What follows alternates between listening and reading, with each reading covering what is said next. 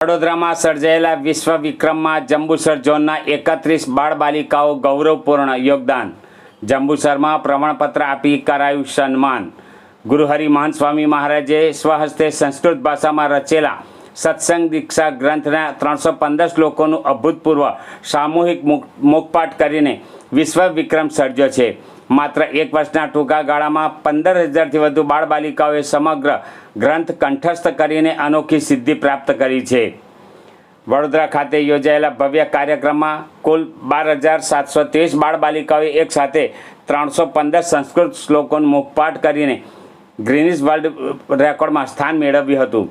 આ વિશ્વ વિક્રમમાં જંબુસર ઝોન તરફથી બાળ પ્રવૃત્તિના પૂજ્ય યશોનિલય સ્વામીના માર્ગદર્શન હેઠળ 11 બાળકો અને 20 બાલિકાઓ એમ કુલ 31 બાળબાલિકાઓએ ઉત્સાહપૂર્વક ભાગ લઈ ગુરુહરિ મહંત સ્વામીજી મહારાજનો રાજીપો પ્રાપ્ત કર્યો હતો.